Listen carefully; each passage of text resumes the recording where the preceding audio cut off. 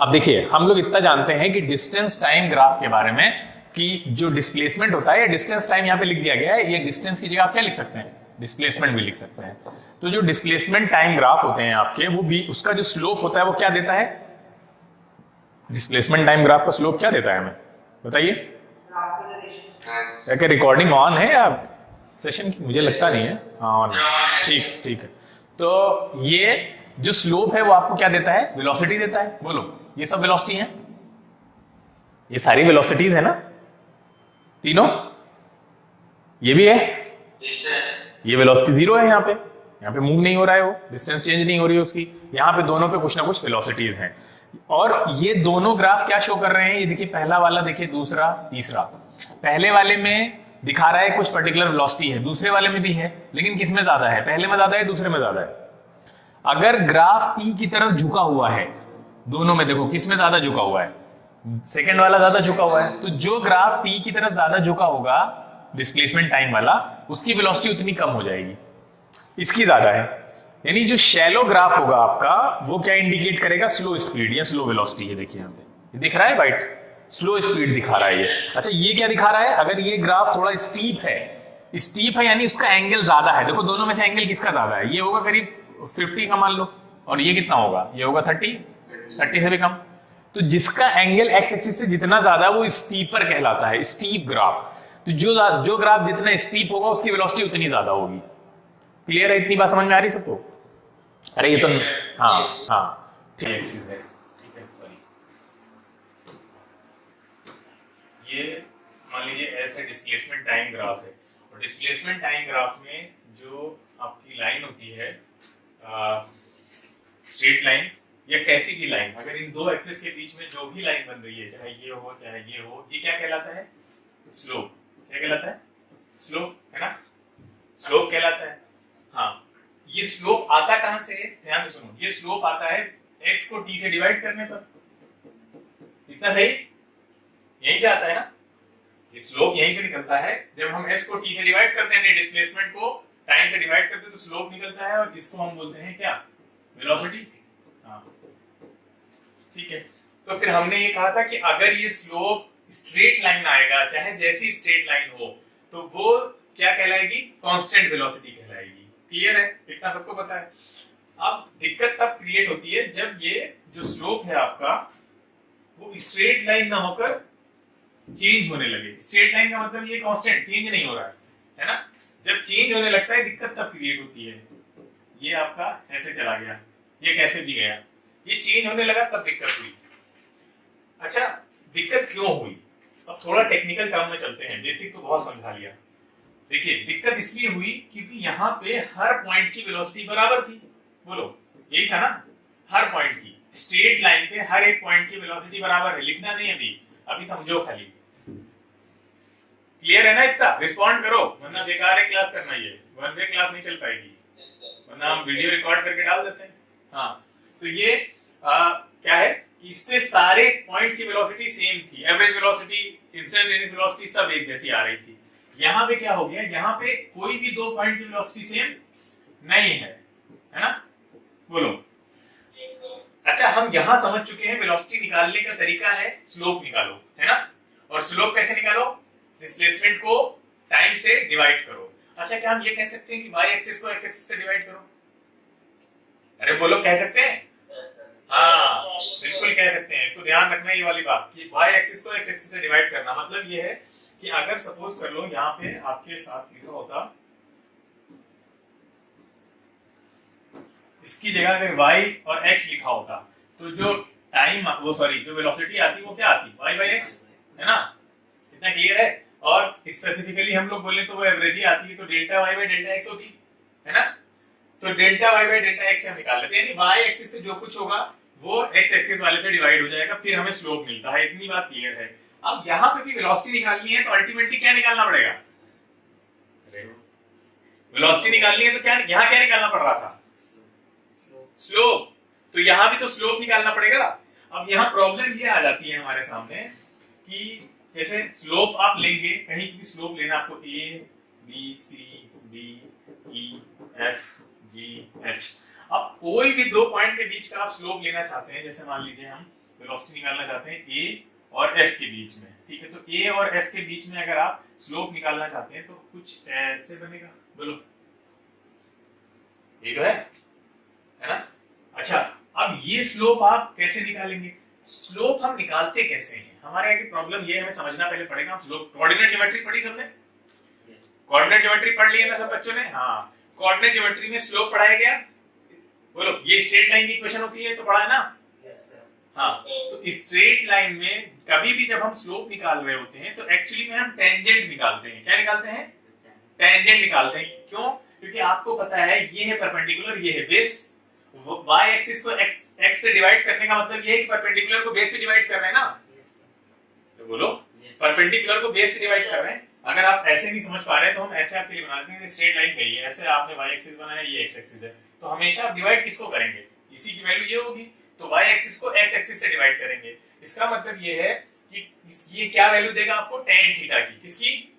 Tan theta. तो हम slope को क्या बोल सकते हैं? बोलो टेन थीटा।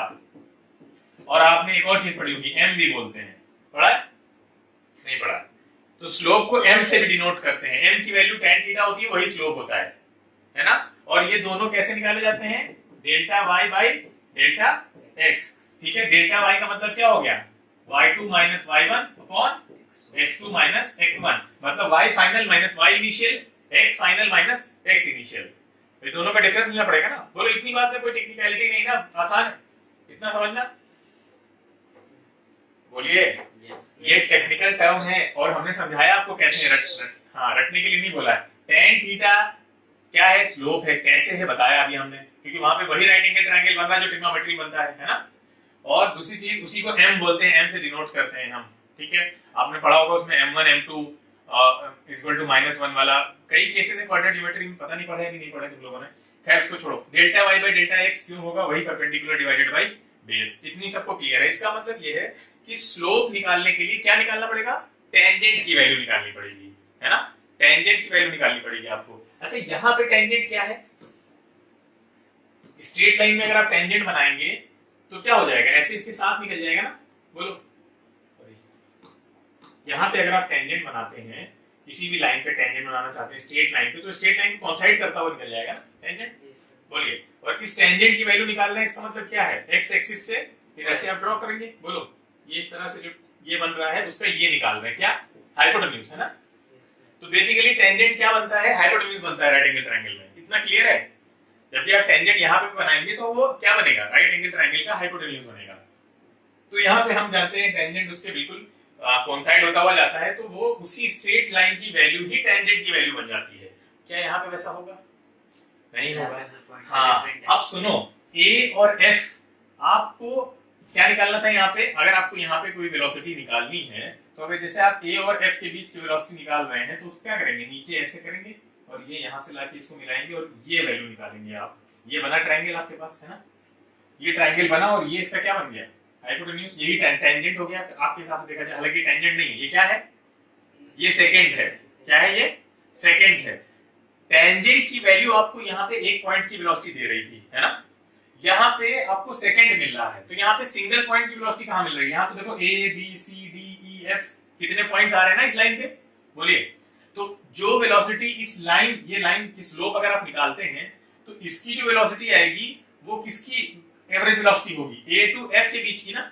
बताइए, ए से लेके एफ के बीच की एवरेज वेलोसिटी होगी ना यहाँ पे, अगर आप इसकी वेलोसिटी निकालने चले जाते हैं तो। ठीक है, अब देखिए यहाँ ग्राफिकली समझते हैं इसको। हमने क्या किया है, ग्राफ जब भी हमको बनाने के लिए आता है या ग्राफ से हम कोई चीज जब कैलकुलेट करना चाहते हैं तो देखो वेरिएबल, जब कभी भी वेरिएबल वेलोसिटी का ग्राफ बना होता है, सब बच्चे ध्यान से सुने इसको, जब कभी भी वेरिएबल वेलोसिटी का ग्राफ होता है, डिस्प्लेसमेंट टाइम ग्राफ है और उसमें ऐसे वेलोसिटी दी हुई है और इसका स्लोप अगर हमें निकालना होता है तो हम क्या करते हैं? कोई बताएगा? इसका स्लोप अगर निकालना है, नॉर्मल स्लोप तो आपने पढ़ा हुआ है, नॉर्मल स्लोप कैसे निकालते हैं भाई? कांस्टेंट के लिए स्लोप कैसे निकालते हैं? क्या फॉर्मूला होता है स्लोप निकालने? हाँ बिल्कुल, देखो ये करते हैं ना, ये यहां से इसको करिए, ये हो गया O, ये A, ये हो गया B। तो अगर हम आपसे स्लोप पूछे OA, तो OA कैसे निकालेंगे आप? OA कैसे निकालेंगे भाई? राइट एंगल ट्रायंगल बन गया।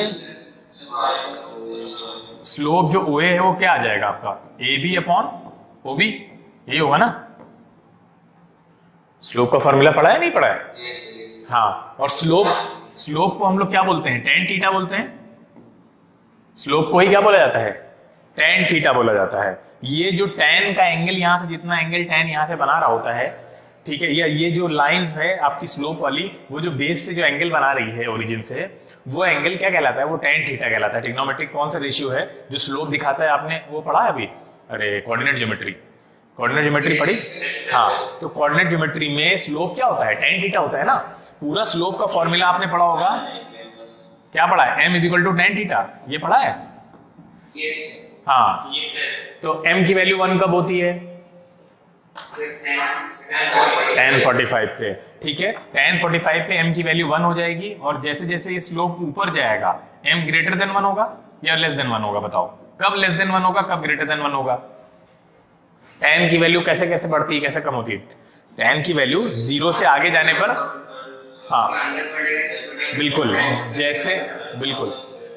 जैसे एंगल बढ़ेगा, जैसे साइन में होता है, जैसे जैसे एंगल बढ़ेगा वैसे वैसे tan की वैल्यू बढ़ती चली जाएगी। अभी के लिए इतना समझो, जो स्लोप होता है उसको हम कैसे दिखाते हैं? tan थीटा से दिखाते हैं, क्लियर है? और tan थीटा को हम क्या बोलते हैं? m से भी लिखते हैं, m is equal to tan theta. tan theta निकालने का या m निकालने का और क्या तरीका है? तरीका यही है ना, ab अपॉन क्या होता है भाई? ab upon ob। ये कहां से आया? ab अपॉन ob कहां से आया? हमने क्या लिया है? y एक्सिस पे जो दो पॉइंट थे ना, y एक्सिस पे मान लो ये वाला पॉइंट क्या था? y1, ये वाला क्या था? y2। x एक्सिस पे मान लो, x पे मान लो ये वाला पॉइंट x1 था, ये x2 था। तो क्या किया हमने? इन दोनों के बीच की गैपिंग, यहां दिख नहीं रहा है? अच्छा, इधर बनाते हैं, इधर आते बनाते हैं, इसको मिटा देते हैं, वेरिएबल वाला बाद में देखते हैं, पहले अभी कांस्टेंट समझो। ये मान लीजिए स्लोप है और इसकी आपको वैल्यू निकालनी है। आपने क्या किया, यहाँ से देखिए, ये वाला पॉइंट मान लीजिए क्या है? y2 है, और ये इनिशियल पॉइंट मान लीजिए y1 है। इसी तरह से नीचे वाला x पे x1 हो गया, ये क्या है? x2 है। अब जब आप ये स्लोप निकाल रहे हैं, जिसको आप tan थीटा बोल रहे हैं, इसका तरीका क्या निकालने का है? tan थीटा को आप इस तरह लिख सकते हैं, y2 minus y1 divided by x2 minus x1। बोलो, y2 माइनस y1 क्या है? यही तो है, ab तो है भाई, इसके बीच की डिस्टेंस ab के बीच की। और ये क्या है? OB, नीचे वाली डिस्टेंस क्या? OB, इसी को आप AB डिवाइडेड बाई OB लिख सकते हैं। बोलो, समझ में आ रहा है? ये स्लोप निकालने का ये फॉर्मूला कुछ भी नहीं है, यही डिस्टेंस है ना, इसी को आपने y2 माइनस y1 बोल दिया है, और नीचे वाली डिस्टेंस जो बेस है उसी को आप x2 माइनस x1 बोल रहे हैं, यानी x2 को x1 माइनस करेंगे तो ये आपको OB मिल जाएगी। क्लियर है बच्चों, सबको समझ में आ रहा है? बोलो हाँ, नहीं आ रहा है तो पूछ लो ना, कोई फायदा नहीं है, ये बहुत बेसिक चीज है, ये तो 9th की चीज है ना, ये तो आपको पता होनी चाहिए। इससे तो क्वेश्चन हो सकता है एनटीएससी पूछ ले। ये वेरिएबल वेलोसिटी वाला केस नहीं है, कांस्टेंट वेलोसिटी वाला केस है कि कांस्टेंट वेलोसिटी में आप tan थीटा या स्लोप या m कैसे निकालते हैं, सब एक ही चीज के नाम है, ठीक है। tan थीटा बोल दो या इसको m बोल दो या इसको स्लोप बोल दो, एक ही चीज है, ठीक है। अब आते हैं वेरिएबल वाले पर कि वेरिएबल में कैसे होता है। चलो इसको मिटाते हैं। अगर आप वेरिएबल वेलोसिटी का ग्राफ बना हुआ है आपके पास, ये इस तरह से, हम आपसे कहें बताइए स्लोप बताइए इसका, आप स्लोप कैसे निकालेंगे? बताओ, इसका स्लोप कैसे निकालेंगे? देखिए एक चीज समझिए, स्लोप का मतलब क्या होता है? जब भी स्लोप बोला जाए इसका मतलब हम क्या निकाल रहे हैं? क्या निकाल रहे हैं? टेंजेंट। स्लोप का मतलब क्या? स्लोप का मतलब हमें क्या निकालना है इसमें वेरिएबल में? टेंजेंट की वैल्यू निकालनी है हमको यहाँ पे। अच्छा, टेंजेंट की वैल्यू हमेशा स्लोप हो ऐसा जरूरी नहीं है। क्यों? जैसे मान लो एक पॉइंट यहाँ पे आपका दे रखा है A और एक पॉइंट दे रखा है B। अब ये बताओ A और B के बीच अगर हम वेलोसिटी निकालना चाहते हैं तो A और B के बीच जो लाइन बनेगी वो कैसी होगी? स्लोप होगी क्या? ये स्लोप है, मतलब ये टेंजेंट है। स्लोप तो है, स्लोप है, लेकिन ये क्या टेंजेंट है? नहीं है। क्या बोलते हैं इसको? इसको क्या बोलते हैं? अरे इसको क्या बोलते हैं ज्योमेट्री में? हाइपोटेन्यूज कहाँ बोलते हैं? हाँ, सेकेंड, ठीक है। ये सेकेंड है ना, बोलो, ये तो सेकेंड है। अच्छा, सेकेंड अगर आपको ये ए और बी के बीच की वेलोसिटी निकालनी है तो यही तरीका निकालने का, तो हमारे पास यही तरीका है। बोलो ये वाला, ये हमारा ट्राइंगल बन गया, इसको ओ पॉइंट मान लेते हैं, ए ओ बी। अब अगर आप ए और बी के बीच जब वेलोसिटी निकालने जाएंगे तो वो इंस्टेंटेनियस मिलेगी या वो मिलेगी एवरेज? सोच के बताओ। ए और बी पॉइंट के बीच ये डिस्प्लेसमेंट टाइम ग्राफ है। ए और बी, हाँ, ए और बी के बीच आप निकालने जाएंगे तो ऑब्वियस सी बात है एवरेज मिलेगी। उसके बीच में कितने सारे पॉइंट्स हैं, दिख रहा होगा। ए और बी के बीच में इंस्टेंटेनियस कैसे मिल जाएगी? ए और बी के बीच में आप जब भी वेलोसिटी निकालने जाएंगे आपको कैसी मिलेगी? एवरेज मिलेगी। अच्छा, अगर आप चाहते हैं कि आपको इंस्टेंटेनियस वेलोसिटी मिले तो आपको क्या करना पड़ेगा, बताए कोई सोच के? अगर आप इंस्टेंटेनियस वेलोसिटी निकालना चाहते हैं तो आपको ये दोनों पॉइंट्स को पास लाना पड़ेगा या नहीं? बोलिए। बहुत पास करना पड़ेगा एक दूसरे से, बहुत पास करना पड़ेगा, इतना पास लाना पड़ेगा कि क्या हो जाए, बिल्कुल एक दूसरे में क्या हो जाए, मर्ज होते हुए दिखे, है ना? एक दूसरे के इतनी ज्यादा पास आ जाए, क्योंकि अगर इनके बीच में थोड़ी भी गैपिंग रहेगी तो वो वेलोसिटी इंस्टेंटेनियस नहीं कहलाएगी ना, वो हाँ, वो थोड़ी सी डिस्टेंस। देखो एवरेज कई तरह की हो सकती है। एक तो फुल एवरेज हो गई, आपने पहला पॉइंट लिया, आखिरी लिया, उसका भी एवरेज निकाला। फिर आपने सेकंड लास्ट लिया, ठीक है, उसका भी एवरेज निकाल लिया आपने। यानी जैसे हमने यहाँ पे लिखा था आपका A B C D E F, ठीक है, जी, ये पॉइंट्स हैं। ए और सबसे लास्ट वाले पॉइंट के बीच निकालोगे तो भी एवरेज होगी, ठीक है। डी और एफ के बीच निकालो तब भी एवरेज होगी। यानी कोई भी दो पॉइंट्स उठाइए, उनके बीच निकाल लीजिए, एवरेज ही रहेगी। वो अलग बात है कि वो एवरेज छोटा होता चला जाएगा, लेकिन रहेगा तो एवरेज ना। इंस्टेंटेनियस कब बनेगा ये बताओ? एवरेज से इंस्टेंटेनियस वाली जर्नी पे हम कैसे आएंगे? जब हम ये जो डेल्टा है, यानी जो डेल्टा एस है, इसको बहुत छोटा कर देना। ये जो डेल्टा एस है, जो डिफरेंस है, उसको बहुत छोटा कर दें। अब इन दोनों, देखो ये दोनों पॉइंट्स हैं, ध्यान से सुनो, ये दोनों पॉइंट्स के बीच निकालेंगे तो भी एवरेज आएगा। इनको पास कर दो फिर भी एवरेज आएगा। इनको पास लिया हो फिर भी एवरेज आएगा। ये कब तक एवरेज ही कहलाएगा? जब तक ये बहुत पास ना आ जाए, इतने पास कि उसके बाद अगर और पास लाए तो फिर वो सिंगल पॉइंट बन जाएगा। बात समझ में आ रही है? बोलो। बहुत पास, दो पॉइंट्स को बहुत बहुत बहुत बहुत पास लाना है, इतना पास लाना है कि उनके बीच का जो डिस्प्लेसमेंट गैप है वो डेल्टा एस से क्या बन जाए? डीएस बन जाए। यही तो पढ़ा पीछे भी हमने, इतना छोटा हो जाए, इतना छोटा हो जाए। इसी को बोलते हैं कि जो एस है वो जीरो को टेंड कर रहा हो, टेंडिंग टू जीरो। मतलब जीरो है नहीं, लेकिन बिल्कुल जीरो के पास पहुंच रहा है, जीरो होने ही वाला है। यानी अगर आप डीएस से और छोटा गैप करेंगे तो वो जीरो हो जाएगा। जीरो का मतलब है गैपिंग जीरो हो गई। गैपिंग जीरो होने का मतलब क्या है? एक सिंगल पॉइंट पे पहुंच गए आप। तो वो भी नहीं करना है हमको। अगर एक सिंगल पॉइंट पे पहुंच जाएंगे तो कोई गैपिंग नहीं मिलेगी, गैपिंग नहीं मिलेगी तो वेलोसिटी निकलेगी नहीं। वेलोसिटी के लिए तो आपको चेंज इन डिस्प्लेसमेंट और चेंज इन टाइम भी चाहिए। तो आपको इतने करीब लाना है, दो पॉइंट्स को इतने करीब लाना है कि बस उससे छोटा, उससे करीब लाना पॉसिबल ना हो। तो इसका मतलब ये है कि इस ए और बी को अगर आप बहुत बहुत बहुत बहुत पास लेकर आए और उसके बाद वहां का स्लोप अगर निकालें तो वो कौन सी वेलोसिटी देगा? बोलो। Instantaneous velocity. तो सोचो अगर इनको बहुत पास लेकर आते हैं तो क्या आपको नहीं लगता है कि आपका जो सेकंड है वो टेंजेंट बन जाएगा? इमेजिन करो, क्या सेकंड टेंजेंट नहीं बन जाएगा? भाई ये ए था, ये बी है। अभी आप इन दोनों को मिलाने वाली जो लाइन बना रहे हैं वो क्या बन रही है आपकी? बोलिए। भाई वो सेकंड बन रही है। क्यों? क्योंकि ये दूर है, क्योंकि ये दूर है इसलिए सेकंड बन रही है। सोचो ये बहुत पास आ गए हैं, अब बताइए, बिल्कुल पास आ गए हैं, तो अब यहां पे जो लाइन बनाएंगे वो क्या बनेगी? वो भी सेकंड बनेगी क्या? ये बनेगी ना लाइन, देखो ये क्या है? हाँ, तो इसका मतलब ये है कि अगर आप सेकंड से टेंजेंट पे आ जाते हैं तो फिर ये जो टेंजेंट का स्लोप होगा वो क्या देगा आपको? एवरेज वेलोसिटी या इंस्टेंटेनियस वेलोसिटी? हाँ, इंस्टेंटेनियस वेलोसिटी। तो आपको जब भी आप सेकंड की वेलोसिटी निकालेंगे, यानी दो पॉइंट्स दूर दूर हैं, तो जो भी वेलोसिटी निकलेगी वो एवरेज वेलोसिटी होगी। तो ग्राफिकली आप समझना चाहते हैं तो आप क्या करेंगे? अगर आपको एक स्लोप दे दिया गया है और आपसे पूछा जा रहा है कि बताइए इंस्टेंटेनियस वेलोसिटी बताइए, तो आप यहाँ पे क्या बनाइए? टेंजेंट बनाइए, किसी एक पॉइंट को छूकर जाता हुआ, ठीक है, और वहां पे फिर आप उसकी ds/dt से वेलोसिटी निकाल दीजिए, तो वो इंस्टेंटेनियस वेलोसिटी आएगी। देखिए कुछ इस तरह से, ये देखिए सेकंड जो है वो बहुत पास आ गया तो क्या बन गया? देखो टेंजेंट बन गया। देखो एनिमेशन, दोनों एनिमेशन में आपको यही दिख रहा है, इसमें भी यही दिख रहा है और यहाँ पे भी। ध्यान से देखिए, क्या देख पा रहे हैं? हाँ, देखिए हम 2 पॉइंट्स को कितना पास ले आए, कितना दूर दूर थे ये, x प्लस डेल्टा एक्स कितना दूर था, और पास ले आए और पास ले आए, तो ये क्या बन गया, डेल्टा एक्स का dx बन गया आपका। यहां पे भी यही हो रहा है, इस वाले में भी यही हो रहा है, दूसरे वाले एनिमेशन में देखो। ये ग्राफ समझना बहुत जरूरी है, सभी बच्चे देखें, कहीं पे ना समझ में आए तो पूछें।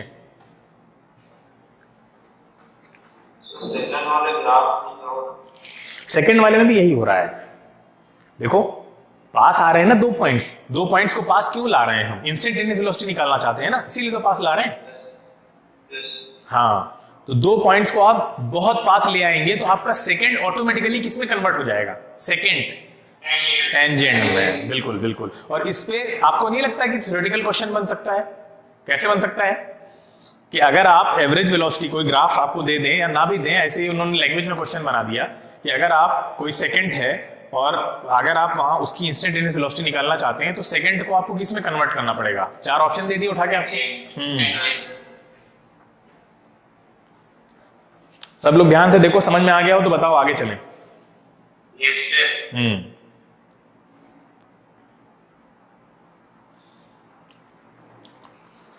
चीजें आसान है, सब धीरे धीरे बिल्कुल क्लियरिटी होने लगेगी कि ये होता क्या है।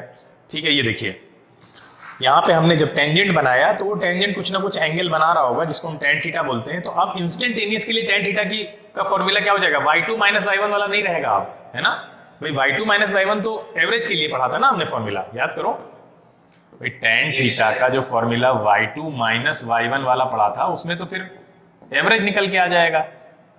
इंस्टेंटेनियस के लिए क्या हो जाएगा बेटा फॉर्मूला, ये ds अपॉन dt। हाँ,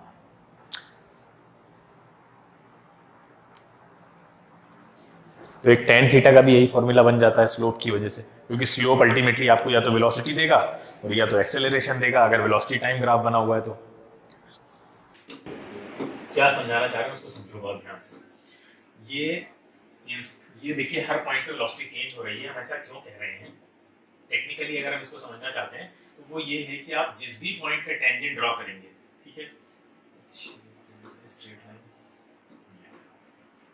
किसी भी पॉइंट का अगर आप टेंजेंट ड्रॉ करेंगे, देखिए ये एक पॉइंट का टेंजेंट हो गया, ठीक है, इस पॉइंट पे आप टेंजेंट ड्रॉ करना चाहते हैं, देखिए हर एक पॉइंट का टेंजेंट आपको अलग अलग एंगल देगा, तो देखने से भी लग रहा है वैसे वो।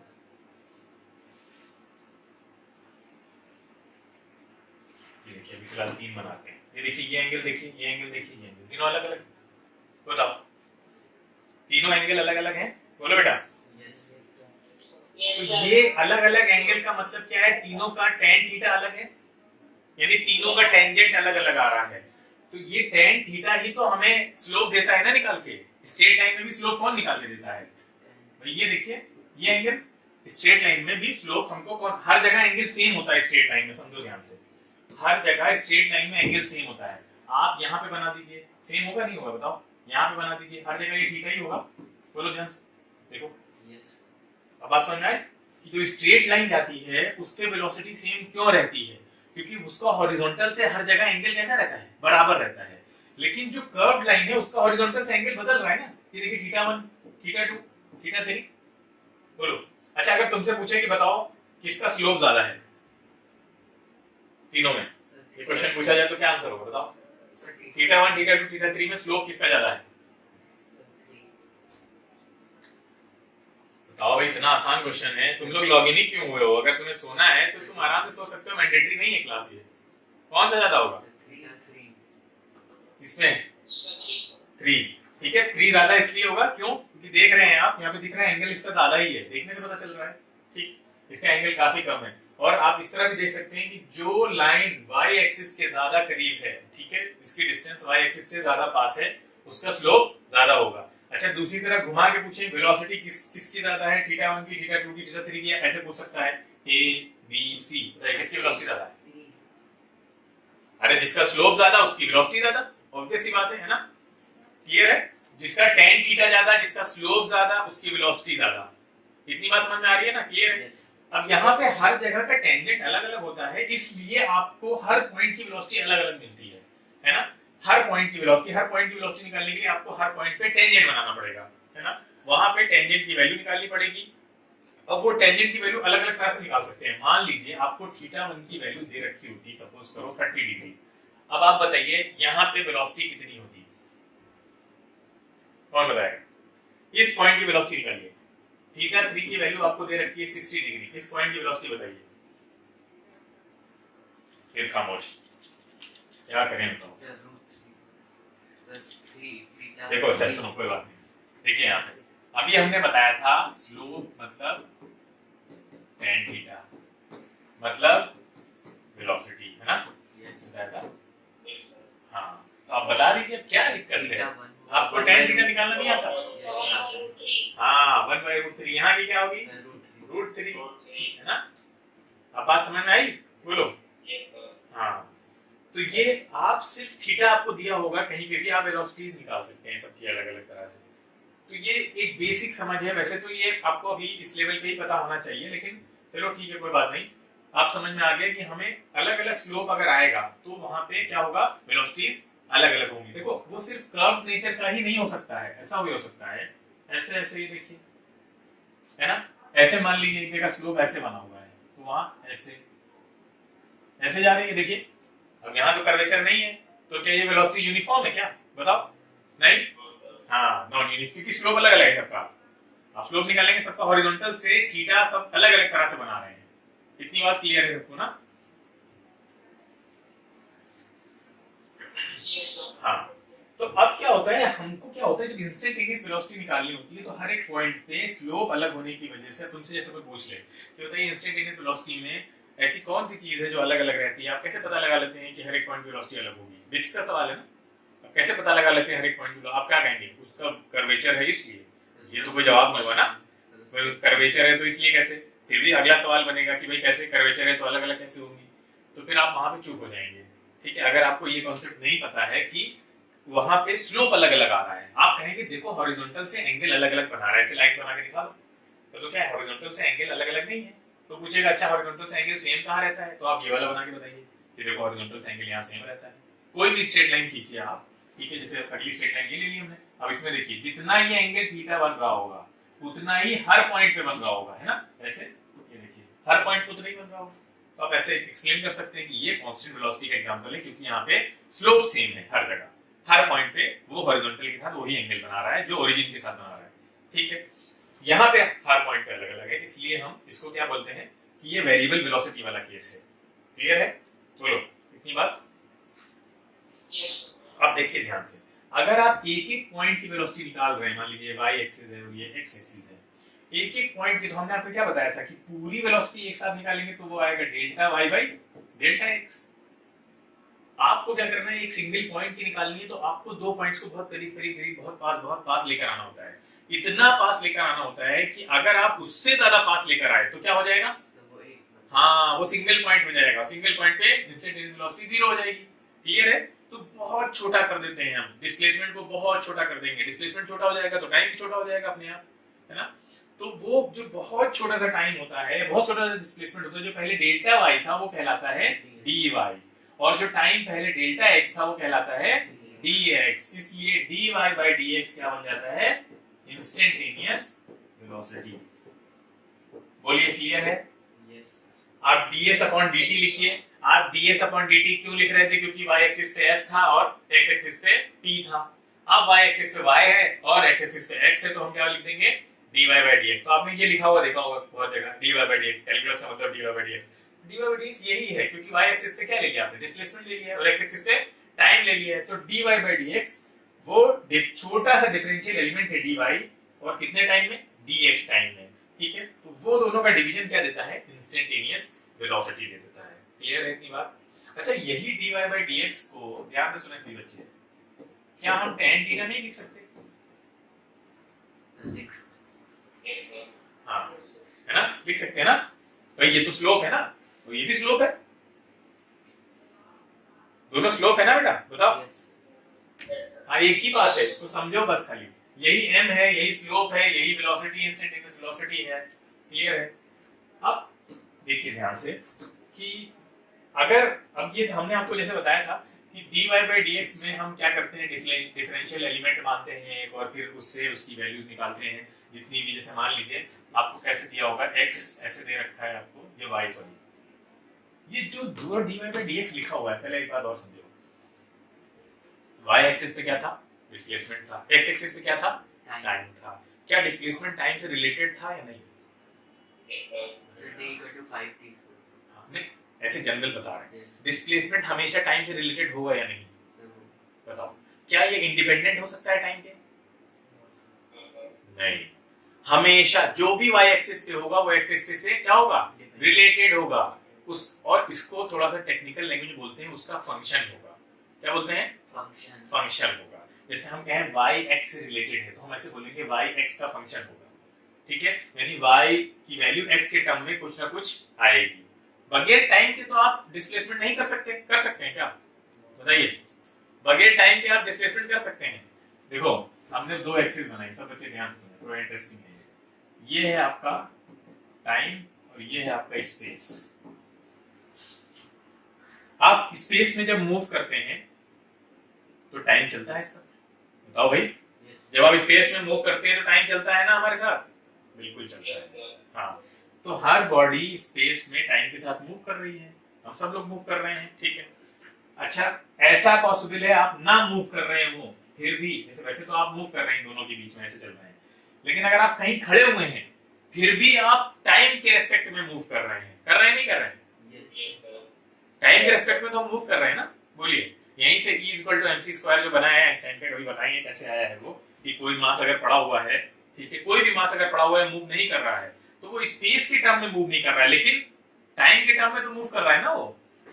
आइंस्टाइन ने यही कहा था कि वो टाइम के टर्म में तो कम से कम मूव कर रहा है, यानी स्पेस और टाइम दोनों क्या है, एक दूसरे से रिलेटेड है। समझाने का भी मतलब ये है, अभी बहुत आगे नहीं चलते हैं। अब देखिए यहाँ पे कि ये हमने कहा कि y हमेशा, जैसे dy by dx लिखा है, या मान लीजिए ds/dt लिखा है ना, इन दोनों में से कुछ भी लिखा है, तो ऊपर वाला जो y होगा वो नीचे वाले x से हमेशा रिलेटेड होगा, उसके टर्म में उसकी कोई ना कोई वैल्यू जरूर होगी, अदरवाइज इसका कोई मतलब ही नहीं है। ऐसे ही s के टर्म में हमेशा, t के टर्म में s की कोई ना कोई वैल्यू जरूर होगी। जैसे पहले आई थी 5t², याद करो, अरे आया था 5t² निकाला था, जो न्यूटन की इक्वेशन है उसमें भी देखिए आप रिलेशन कैसे शो करते हैं तीनों में, तो ये हमेशा रिलेटेड होंगे। तो dy by dx अगर कहीं दिया है तो आपको शॉर्ट में दिया होगा कि y की वैल्यू कुछ भी x के टर्म में दे रखी होगी, मान लो x² दे रखी है ऐसे। अब क्या करेंगे आप उसको यहाँ पे पुट करेंगे, किसकी जगह पे, y की जगह पे, ऐसे, है ना, बोलो। और इसका डिफरेंशिएशन के फॉर्मूले हमने आपको लास्ट में बताया था, क्या फॉर्मूले हैं, है ना, स्क्वायर वाले के, स्क्वायर के फॉर्मूले हमने क्या बताए थे, dx⁴n dx, इसकी क्या होती है, n बाहर आ जाता है, x ये होता है ऐसे। तो अब बताइए यहाँ पे क्या आ जाएगा, यहाँ पे आप 2 बाहर आ जाएगा और x की पावर 1 हो जाएगी, 1 लिखने से कोई फायदा नहीं है, 2x। इतनी बात समझ में आ रही है?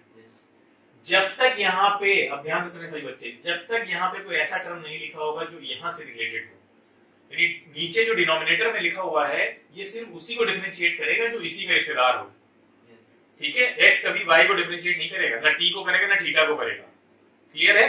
अगर y की वैल्यू x² के टर्म में नहीं दे रखी है, t के टर्म में दे रखी है, sin थीटा के टर्म में दे रखी है, ये कभी डिफरेंशिएट नहीं करेगा उसको, इसकी अपनी लिमिटेशंस है। इतनी बात समझ में आई कुछ नहीं? बोलो। जैसे ds/dt है तो s की वैल्यू t के टर्म में होनी पड़ेगी, अदरवाइज ये डिफरेंशिएट नहीं करेगा, इस ऑपरेटर में उसको डालते जाओ कुछ नहीं होने वाला है। बोलो, इतनी बात क्लियर है नहीं? हाँ, अच्छा एक बात बताओ, ये जो स्लोप था, जो कि हमने स्लोप आपको बताया, तो इस स्लोप में मान लीजिए कि जो कोई किसी ऑब्जेक्ट की वेलोसिटी अगर मान लीजिए आपको दे रखी है, ऑब्जेक्ट की वेलोसिटी नहीं, ये स्लोप है डिस्प्लेसमेंट वर्सेस टाइम का, ठीक है, और आपको दे रखा है जो डिस्प्लेसमेंट हो रहा है वो मान लीजिए ये है आपका 1, ये है 2, और टाइम में ये 1, ये 2, ये 3, ये 4, और ऐसे दे रखा है। इसका क्या मतलब? डिस्प्लेसमेंट नहीं हो रहा पर टाइम चलता है, मतलब क्या है, इसको एक्सप्लेन करिए सभी लोग। ऑब्जेक्ट रेस्ट तो टाइम के रिस्पेक्ट में चल रहा है। इस ग्राफ को एक्सप्लेन करिए जरा, पढ़ने में। ऑब्जेक्ट के साथ रेस्ट, हाँ, कहाँ पे? सर वो अपने इनिशियल, सर वो पहले ही कहां पे रेस्ट पे है? अरे यार 2 मीटर पे रुका हुआ है ना, अगर आप इसको मीटर में ले रहे हैं या सेंटीमीटर जिसमें भी, 2 पे रेस्ट पे है ना, 2 तक तो चल गया है ना वो, बोलो 2 पे कहां है? रेस्ट में है। इसका मतलब अगर आपको डिस्प्लेसमेंट की वैल्यू ऐसे दे रखी है 2, तो ये क्या दिखा रहा है? ऑब्जेक्ट 2 पे है, आगे बढ़ नहीं रहा है। मान लो डिस्प्लेसमेंट की वैल्यू आपको दे रखी है 6, ये क्या दिखा रहा है? अरे ऑब्जेक्ट 6 पॉइंट पे रेस्ट पे है, मूव नहीं कर रहा है। क्लियर है ना इतनी बात? बताओ, है ना? तो इसका मतलब अगर डिस्प्लेसमेंट या y एक्सिस पे जो कुछ दिया है, y दिया है, s दिया है, जो भी दिया है, उसकी वैल्यू अगर 2, 3, 4, 6 इस तरह से कोई कांस्टेंट दे रखा है, तो इसका मतलब वो मूव नहीं कर रहा है। बोलो, तो ऐसे यहाँ वेलोसिटी कितनी है? हाँ, 0, बिल्कुल 0 होगी ना। अभी जब मूव नहीं कर रहा है तो वेलोसिटी कैसे हो सकती है? 0 वेलोसिटी होगी। क्लियर है इतनी बात? बोलो। हाँ, यहाँ से क्या समझ में आ रहा है कि आप, अब ये डायरेक्ट बताया जाता है सब कुछ। अब ये y = x² दिया हुआ था, हमने उसको डिफरेंशिएट कर दिया उठा के। मान लीजिए आपको दिया है y = 4, आप निकालिए dy/dx। इस ग्राफ से समझो, बताओ बेटा। हेलो, हाँ बताओ। ठीक ठीक, हमें भेज देना, हमें भेज देना। अच्छा भाई, ठीक। अरे भाई खाली ग्राफ से बता दो, dy/dx में जाने की जरूरत ही नहीं है। कॉमन सेंस हमारा बता रहा है कि वो एक पर्टिकुलर वैल्यू पे रुका हुआ है। अगर डिस्प्लेसमेंट टाइम के साथ चेंज होगा तभी तो वेलोसिटी होगी, है ना? वो यूनिफॉर्मली चेंज होगा तो वेलोसिटी कांस्टेंट होगी। नॉन यूनिफॉर्मली चेंज होगा तो वेलोसिटी कैसी होगी? नॉन यूनिफॉर्म होगी, है ना? इसमें आपको फिर dy/dx निकालना पड़ता है। अगर वो कोई कांस्टेंट है तो क्या है मतलब इसका? 0 है। बोलो बेटा, क्लियर है इतनी बात? अब ये ऐसे रटाया जाता है कि अब अगर आप इस तरह से लिखेंगे, ऐसे आपने लिख दिया 4, या कोई भी कांस्टेंट आपने लिख दिया ऐसे, ठीक है, कोई भी कांस्टेंट आपने लिख दिया इस तरह से, और dx के टर्म में उसको अगर डिफरेंशिएट करेंगे तो हमेशा 0 देगा। क्यों देगा आप समझ में आ गया, है ना? क्यों देगा 0? क्योंकि रुका हुआ भी, चल ही नहीं रहा है वो। क्लियर है बेटा? बताइए। हाँ, तो इस ऑपरेटर में अगर आप कोई कांस्टेंट डालेंगे, ठीक है, उसका मतलब ये कि वेलोसिटी उसकी 0 आएगी, हमेशा 0 आएगी। क्यों आएगी बताया हमने। और कोई भी ऐसा टर्म डिफरेंशिएट नहीं होगा जो x से रिलेटेड नहीं होगा। कभी भी ऐसा टर्म कभी भी डिफरेंशिएट नहीं होगा। अगर मान लीजिए ऐसा टर्म दे दिया जाए तो क्या करेंगे ये भी बताएंगे, ठीक है? फिलहाल के लिए इतना समझ में आया। जैसे मान लीजिए आपको s की वैल्यू दे रखी होती 6t³, बताओ इंस्टेंटेनियस वेलोसिटी बताओ।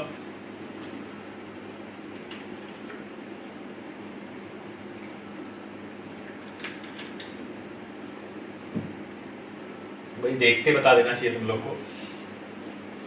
इंस्टेंटेनियस वेलोसिटी बताओ। s की वैल्यू दे रखी है 6t³।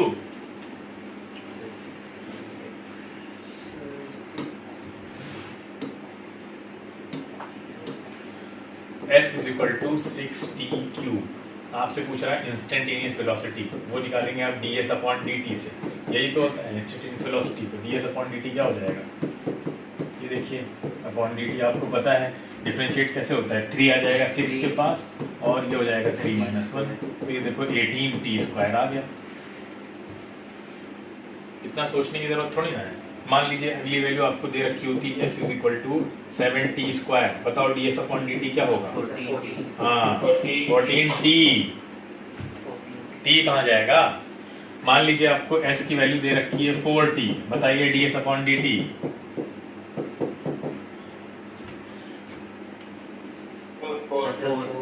हाँ, 1 हो जाएगा ना वो तो, ठीक है? क्यों बताया था 1 क्यों हो जाएगा? उसका 1 इधर आ जाएगा, फिर 1 - 1 0, किसी की पावर 0 क्या होती है? 1। ये यशस्वी निकालना नहीं है ना तुमको, जो दूसरे बोले बस यस वही है, ठीक। और क्लियर? अभी भी और कराते प्रैक्टिस। देखो मान लीजिए आपको वैल्यू दी है vy = 5t², और आपसे पूछ रहा है dy/dt। निकलेगा? कंफ्यूज निकलेगा या नहीं निकलेगा? पहले बताओ, निकलेगा या नहीं निकलेगा? हाँ, 2 यहाँ आ जाएगा और ये हो जाएगा 2 के बाद। अब इतना ही सब करने की जरूरत नहीं है आप। हाँ 10t, बिल्कुल ठीक है। देखिए आपको वैल्यू दे रखी है, मान लीजिए s = दे रखा है आपको 5t² प्लस 3t। चलो ds/dt निकाल, ds/dt, 13 अब आप दोनों जगह अलग अलग लगाएंगे। 5 को इधर बाहर निकालिए, यहाँ आ जाएगा dt² प्लस 3 इंटू dt/dt। अब ये देख ही रहा है, 1 हो जाएगा कट कट के सब पूरा, है ना। तो ये क्या दे देगा आपको 5 इंटू ये t² का इधर आ जाएगा आपके पास, और ये t बचेगा प्लस यहाँ कितना होगा 1, 3 बचेगा खाली, कितना होगा 10t प्लस 3। देखिए बोलो ठीक है, नहीं समझ में आया? यस। इससे आगे बढ़ के आपसे ये पूछ सकता था कि एक्सेलरेशन भी बताइए इंस्टेंटेनियस, तो इसको एक बार और डिफरेंशिएट कर दो। एक्सेलरेशन होता है dv/dt।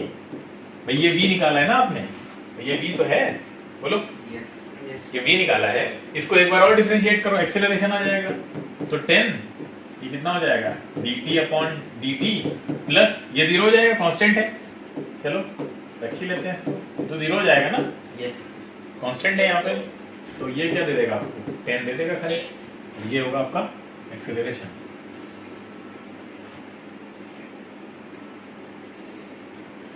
नहीं समझ में आ रहा है? बताओ। हाँ। अभी जो हम लोग डिफरेंशिएट करना सीख रहे हैं, देखिए डिफरेंशिएशन, कांस्टेंट का डिफरेंशिएशन हमें पता है 0 होता है। ये जो डिफरेंशिएशन हो रहा है ये पॉलिनोमियल्स का डिफरेंशिएशन है। पॉलिनोमियल तो है ये, पॉली मतलब एक से ज्यादा, बोलो टर्म जिसमें, तो पॉलिनोमियल्स का डिफरेंशिएशन देख रहे हैं हम लोग। फिर ट्रिग्नोमेट्रिक फंक्शन का डिफरेंशिएशन देखेंगे, फिर लॉगरिथम का डिफरेंशिएशन देखेंगे, लॉग्स को कैसे डिफरेंशिएट करते हैं। ठीक है, सारी चीजें ये बिल्कुल बेसिक मैथमेटिकल टूल हैं जो आपको 11th में कराए जाते हैं। अच्छा, बगैर माइक के क्लास चल रही, तुम लोग को फील नहीं हो रहा है कुछ भी कि आवाज बिल्कुल क्लियर है वैसे ही जैसे माइक में होती है? वाह, बहुत अच्छा है। देखिए आपको दिया हुआ है y = 3x² plus 7x plus 6। आपको इंस्टेंटेनियस वेलोसिटी और एक्सेलरेशन दोनों निकालना है। जल्दी बताइए निकाल के।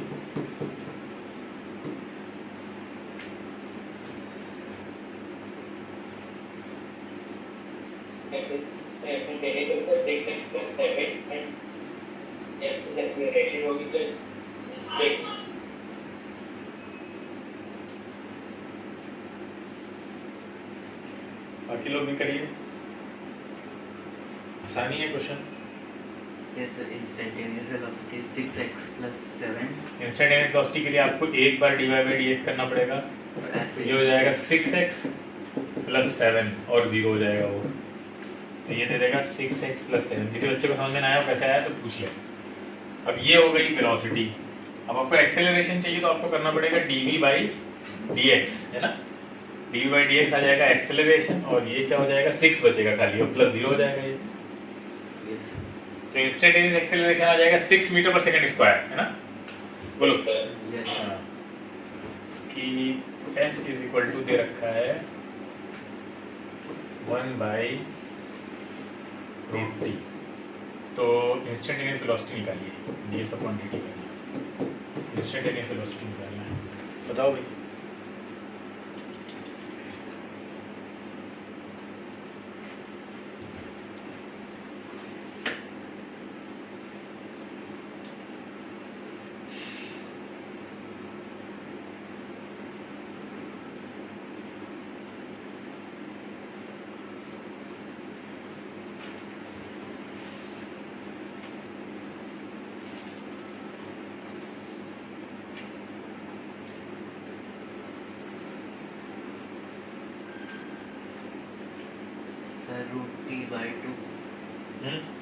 √t/2। t/2 रूट कहाँ गायब हो गया?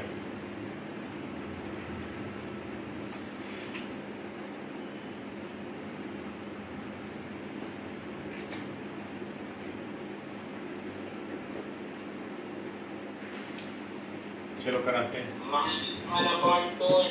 देखो ये इसको आप ऐसे लिख सकते हैं 1/2, है ना। अभी हम ds/dt नहीं लगाते हैं वहां पे, ये लगाते हैं एक साथ। ये चलो लगा लेते हैं, ये रहने दो। इसको आप ऐसे लिख सकते हैं t⁻⁻1/2, है ना। अब आप अंदर ले लीजिए ऑपरेटर के इसको, तो ये आ जाएगा टी की पावर -1/2 अपॉन डी टी। तो ये -1/2 इधर आ जाएगा और टी की पावर के साथ क्या होगा -1/2 -1।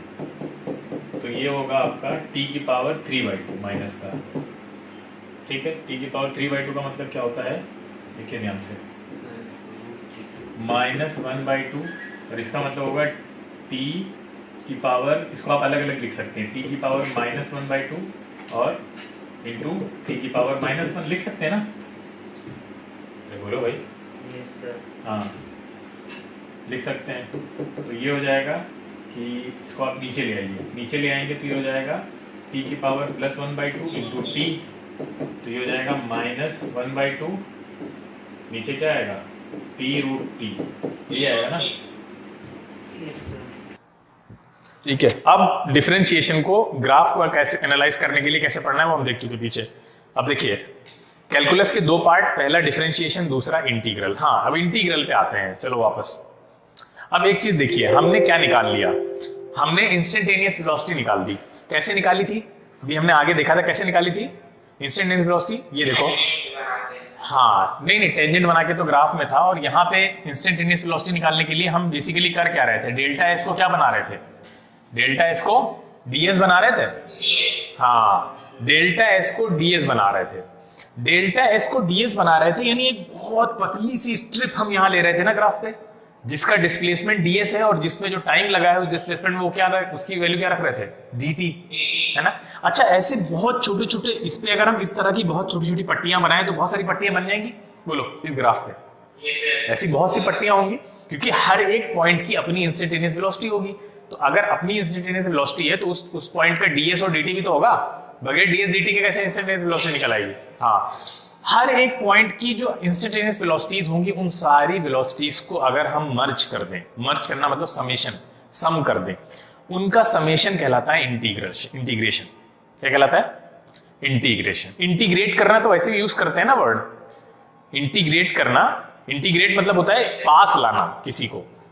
तो अगर हम इन सारी इंस्टेंटेनियस वेलोसिटीज का डीएस और डीटी निकाल लें और फिर उसको एक पास लाकर समेशन कर दें तो ये कहलाएगा इंटीग्रेशन। और उन सबको अलग अलग कर दो और सबकी अलग अलग वैल्यू निकालो, वो क्या कहलाएगा, डिफरेंशिएशन। वही तो इंस्टेंटेनियस वेलोसिटी कैसे निकालते थे हम, किसी एक पर्टिकुलर इंस्टेंट पे पहुंच के निकाल रहे थे। अगर सबकी इंस्टेंटेनियस वेलोसिटीज को सम कर दिया जाए तो वो क्या कहलाएगा, वो ऑपरेशन इंटीग्रेशन कहलाएगा, इंटीग्रेट कर देना सबको। अब बात समझिए, अब देखो ध्यान से, यहीं पे समझ लो, इंटीग्रेशन बहुत आसान है। यहाँ से देखिए ये आपका dt हो गया, और ये जो डिस्प्लेसमेंट इसने कवर किया होगा वो कितना होगा, वो ऊपर की तरफ होगा ना वो डिस्प्लेसमेंट। तो यहाँ से देखो, वो ये ऊपर वाला डिस्प्लेसमेंट होगा, ये ds होगा, बोलो ध्यान से, यही तो होगा ds, ऊपर y एक्सिस में ds होगा, नीचे dt होगा।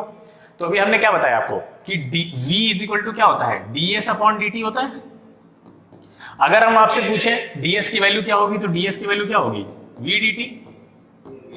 अरे इससे निकाली ना हमने। अब इस तरह के छोटे छोटे बहुत से ds होंगे, नहीं होंगे यहाँ पे, बिल्कुल होंगे, और इसी तरह से छोटे छोटे dt भी बहुत सारे होंगे। तो हम क्या करें, अगर सबका समेशन कर दें, सबके ज्यादा समेशन यूज करो, ds सिग्मा ds, इसी तरह से सिग्मा v dt, v को बाहर निकाल लेते हैं, क्या होगा, v सिग्मा वर्ड सुना है ना सबने, सिग्मा किसके लिए यूज करते हैं, समेशन के लिए। हाँ तो अब ये सिंस बहुत छोटा है, कौन, ds बहुत ज्यादा छोटा है, dt बहुत ज्यादा छोटा है, तो हम समेशन के लिए यहाँ पे सिग्मा नहीं यूज करते हैं, बल्कि इसी तरह का एक समेशन का साइन यूज कर लेते हैं, ये वाला s। s ऐसे ही तो बनता है, देखो s ऐसे बनता है, तो s को थोड़ा लंबा कर दिया, s को लंबा कर दिया सिग्मा की जगह यूज करने के लिए, ये इस तरह से लिख दिया इसको, ये हो गया इंटीग्रेशन, यही इंटीग्रेशन का साइन है। सबको सारे छोटे छोटे ds को सम कर दो, जोड़ दो। अच्छा बताओ, सारे छोटे छोटे ds को अगर सम करेंगे तो ये एरिया मिल रहा है ना, यही तो मिल रहा है। हाँ इसका मतलब डिस्प्ले वेलोसिटी टाइम ग्राफ के बीच का जो एरिया है, जो हमें क्या देता था, वेलोसिटी टाइम ग्राफ के बीच का एरिया क्या देता है, अरे डिस्प्लेसमेंट देता है ना, 9th में पढ़ चुके हो। वेलोसिटी टाइम ग्राफ का बीच का एरिया क्या देता है, डिस्प्लेसमेंट। हाँ और डिस्प्लेसमेंट टाइम ग्राफ का स्लोप क्या देता है, वेलोसिटी। अरे एक्सेलरेशन अभी कहां आ जाएगा, डिस्प्लेसमेंट टाइम ग्राफ अगर बनाए कहीं पे, उसका जो स्लोप है वो क्या देगा? वेलोसिटी देगा। और अगर वेलोसिटी टाइम ग्राफ बना है, उसका एरिया क्या देगा? डिस्प्लेसमेंट देगा। एरिया क्या देगा? डिस्प्लेसमेंट देगा। सब लोग समझ लो इस चीज को, इसका मतलब बेसिक बहुत ज्यादा हिले हुए तुम लोग। देखो ध्यान से, ये डिस्प्लेसमेंट टाइम ग्राफ है, इसके बीच का जो स्लोप है वो क्या देता है आपको? वेलोसिटी देता है। लेकिन अगर हम यहां पे क्या बना दें, वेलोसिटी टाइम ग्राफ बनाए, वेलोसिटी टाइम ग्राफ का स्लोप क्या देता है? एक्सेलरेशन देता है। लेकिन इसके बीच का एरिया क्या देगा? अगर हम एरिया की बात करें, ये वाला एरिया, ये क्या देगा? ये देगा डिस्प्लेसमेंट। आप समझ में आई बात? हाँ, तो वेलोसिटी टाइम ग्राफ के बीच का एरिया डिस्प्लेसमेंट देगा, वेलोसिटी टाइम ग्राफ के बीच का स्लोप एक्सेलरेशन देगा, और डिस्प्लेसमेंट टाइम ग्राफ के बीच का स्लोप क्या देगा? वेलोसिटी देगा। इतना याद रखना अभी। अब देखिए वापस चलते हैं। तो इसका, हाँ, तो वेलोसिटी टाइम ग्राफ के बीच का अगर हम एरिया निकालेंगे तो हमें क्या मिल जाएगा? पूरा टोटल डिस्प्लेसमेंट मिल जाएगा, एवरेज डिस्प्लेसमेंट जिसको आप कहते हैं। इसका मतलब आप इंस्टेंटेनियस जो डिस्प्लेसमेंट है आपका डीएस वाला, उसका समेशन कर दें दोनों साइड पे, यानी इससे अगर आप इस पे इंटीग्रेशन अप्लाई कर दें, यहां पे अगर आप इंटीग्रेशन अप्लाई कर देते, जैसे अभी हमने किया, इसको इधर ले आए, तो आपको यहीं से, जहां से आपको क्या मिली थी? इंस्टेंटेनियस वेलोसिटी मिली थी, वहीं से आपको क्या मिल जाएगा? डिस्प्लेसमेंट मिल जाएगा टोटल। अगर आप उसको इंटीग्रेट कर देते हैं, डिफरेंशिएट करेंगे तो क्या मिलेगा? डिफरेंशिएट मतलब सारे टुकड़े हटा दो, एक पर्टिकुलर टुकड़े पे पहुंचना है हमको, क्या मिलेगा वहां पे? उस टुकड़े की इंस्टेंटेनियस वेलोसिटी मिलेगी। सारे टुकड़ों को जमा करो, जोड़ दो तो क्या मिलेगा? क्या मिलेगा? डिस्प्लेसमेंट मिल जाएगा। एरिया मिलेगा तो एरिया क्या कहलाएगा? वो डिस्प्लेसमेंट कहलाएगा। तो चीजों को जमा कर देना, छोटी छोटी चीजों को सबको उठा के जमा कर दो, इंटीग्रेट कर दो, क्या कहलाएगा? वो इंटीग्रेशन। और सबको अलग अलग करो, छोटे छोटे टुकड़ों में तोड़ दो, और एक टुकड़ा उठाओ, वो क्या कहलाएगा? डिफरेंशिएशन। ये पूरी प्रोसेस डिफरेंशिएशन। और वो टुकड़ा क्या कहलाएगा? वो इंस्टेंटेनियस वेलोसिटी। अगर वेलोसिटी निकाल रहे हैं तो एक्सेलरेशन के लिए कर रहे हैं तो वो क्या कहलाएगा? इंस्टेंटेनियस एक्सेलरेशन कहलाएगा। बात समझ में आ रही है? बोलिए। हाँ हाँ हाँ, पूछो। ये देखिए,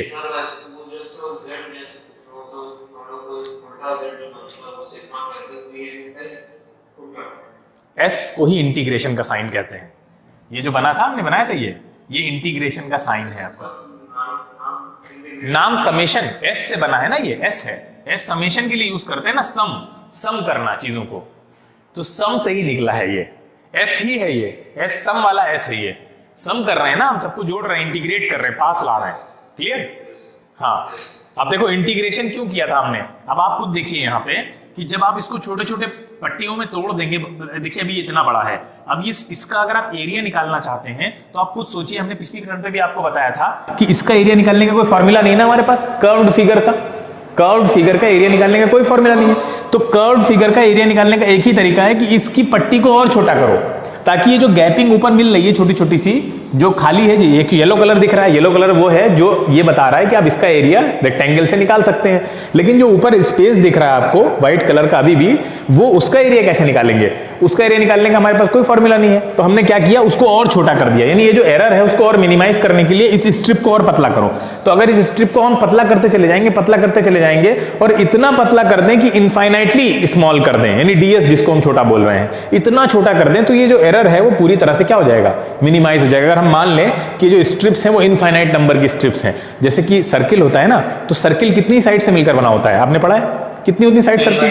हाँ, तो सर्किल की साइड्स क्या मान लेते हैं हम? इनफाइनाइट साइड से मिलकर बना है। हालांकि इनफाइनाइट टर्म्स किसी ने नहीं देखा है, लेकिन हमारी कैलकुलेशन आसान हो जाए, हमारी जो प्रॉब्लम है वो सॉल्व हो जाए, इसके लिए हम ये सारी चीजें मानते आ रहे हैं। अब आगे देखिए, ये देखिए ध्यान से, ये देखिए कितने छोटे कर दिए हमने, छोटे करते जा रहे हैं, कितने रेक्टेंगल छोटे होते चले जा रहे हैं।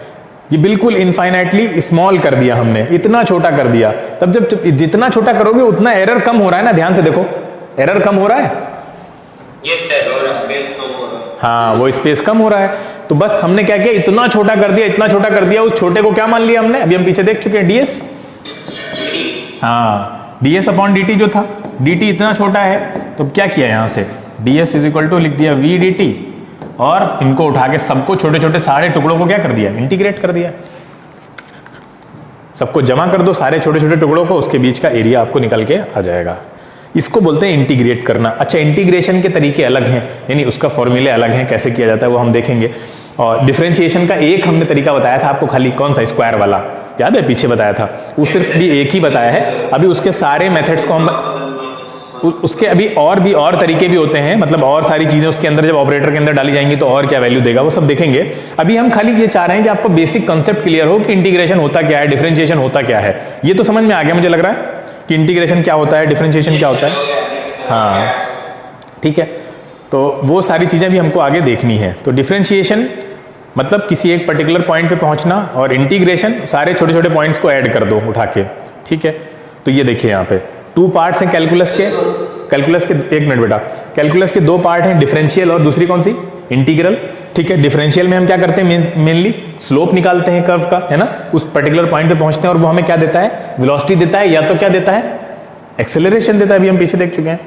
अच्छा, इंटीग्रेशन क्या देता है, मेनली इंटीग्रेशन का लेना देना क्या है, सबको जमा कर रहे हो तो वो एरिया का यानी नेट चेंज दिखाएगा वो, यानी एक तरह की मूवी समझ लो, एक मूवी चल रही है, ठीक है, पूरी मूवी आपको इंटीग्रेशन देगी, मतलब इंटीग्रेशन कर रहे हैं, अगर आपको पूरी मूवी चाहिए एक साथ, पूरा चेंज अगर आप पता करना चाहते हैं कि पहले जो हीरो था वो बचपन में मतलब बच्चा था, फिर वो बड़ा हुआ, फिर वो हीरो बना, और फिर वो पूरा उसने विलन को खत्म किया, एंड में हैप्पी एंडिंग हो गई, वो पूरी मूवी जो है वो इंटीग्रेशन दिखा रही है। अच्छा, उस एक पर्टिकुलर फ्रेम को अगर उठा के आप कोई चीज पता करना चाहते हैं कि उस टाइम पे, उस पॉइंट ऑफ टाइम पे हीरो ने क्या किया होगा, तो वो जो पर्टिकुलर फ्रेम है वो क्या है, डिफरेंशिएशन है, वो डिफरेंशिएशन है। पूरी मूवी आपकी इंटीग्रेशन है, और उस मूवी का एक फ्रेम निकाल लीजिए अगर आप, तो वो डिफरेंशिएशन है, जिसको इंस्टेंटेनियस वेलोसिटी एक्सेलरेशन निकालते हैं हम। तो ये आपका पूरा जो कैलकुलस है उसका, ये जो हमने आपको ब्रीफ कर दिया शॉर्ट में, ये है कैलकुलस। अब पूछो क्या पूछ रहे थे, कोई पूछ रहा था बच्चा भी बीच में कुछ, बोलो। फिर इसके आगे फिर फॉर्मूला वालों में बात करेंगे हम लोग कि कैसे फिर उसके अंदर बाकी सारी चीज़ों की वैल्यू कैसे निकलती है, ट्रिग्नोमेट्री का डिफरेंशिएशन या इंटीग्रेशन कैसे होता है, वो सारी चीज़ें बाद में देखेंगे। अभी मुझे लग रहा है बेसिक क्लियर हो गया, कैलकुलस क्या होती है, डिफरेंशिएशन क्या होता है, इंटीग्रेशन क्या होता है, क्या देता है, क्यों चाहिए होता है। क्या कह रहे हो बेटा, क्या सर आपने वो सिंबल लगाया ना इंटीग्रेशन का, ds हाँ सर उस सिंबल लगाना जरूरी है। हाँ, वो सिंबल लगाना इसलिए ज़रूरी है क्योंकि वो सिंबल दिखाएगा कि आप इंटीग्रेट करने जा रहे हैं इसको। अदरवाइज आप कैसे पता करेंगे आप करने क्या जा रहे हैं यहाँ पे। खाली अगर आप ds = vdt लिखेंगे तो क्या करने वाले हैं, कैसे पता चलेगा आप डिफरेंशिएट कर रहे हैं, इंटीग्रेट कर रहे हैं, या कुछ और कर रहे हैं।